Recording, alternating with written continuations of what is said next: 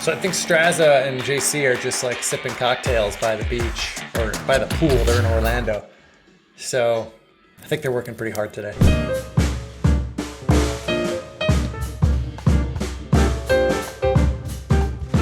Hello, everybody. It's your boy, Chicago Sean McLaughlin. I'm the chief option strategist at All Star Charts.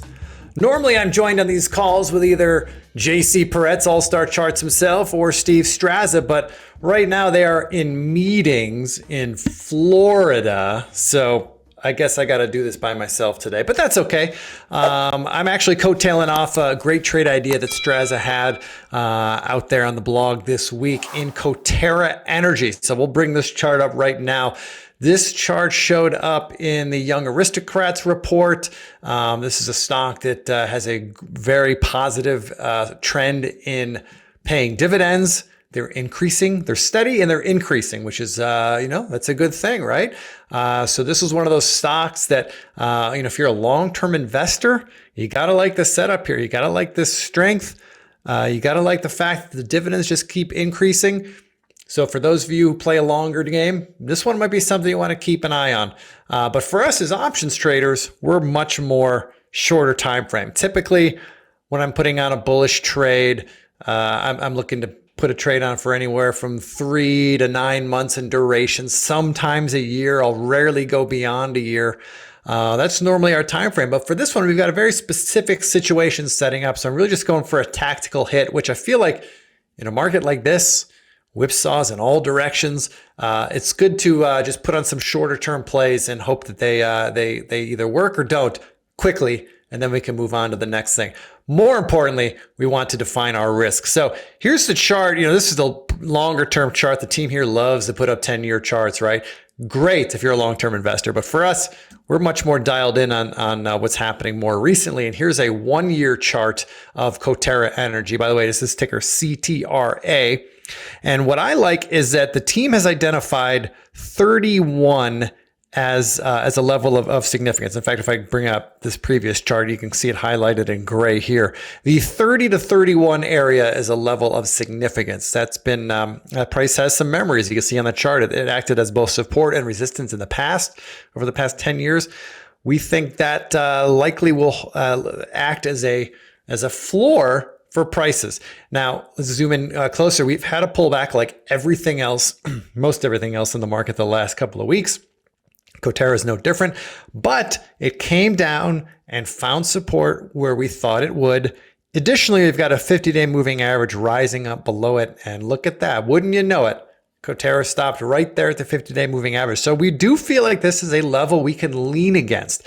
And even better than that, we feel like we're either going to know right away, very quickly, if we're right or wrong. And this thing's either going to break lower and we're going to be out, or this thing's going to bounce where we think it should bounce and make a run back up to recent highs and beyond.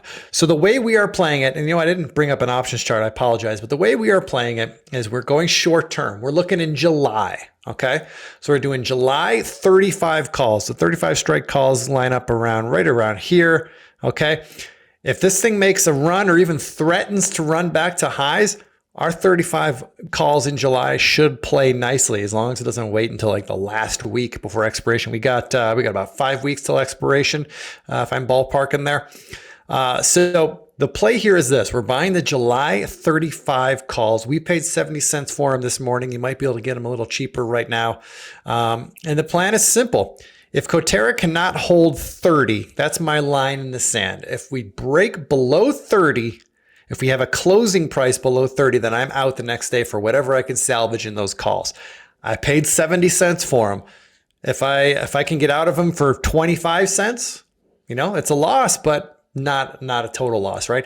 And by the way, that debit that we pay up front, that's 70 cents to buy these calls, that's the most we could lose in a worst case scenario. So if Coterra has a gap down or just, you miss your stop or whatever, the worst case is you lose 60 cents. So we're going to size our position accordingly such that if we were to lose that 100% of our invested capital, it won't be a big deal. It'll just be a flesh wound to our portfolio, as they say.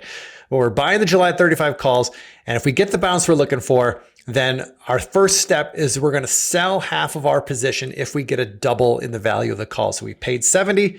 If I could sell half of them at $1.40, I will do that. That takes all my original risk capital out of the trade.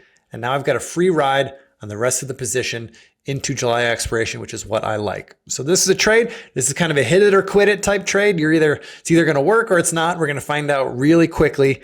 And in this market, feels like the right move. I'm Chicago Sean. Thanks for tuning into the options live stream. We'll have one for you again next week, and hopefully JC and Straza are back from their work retreat. Take care, everybody. We'll see you next time. Bye-bye.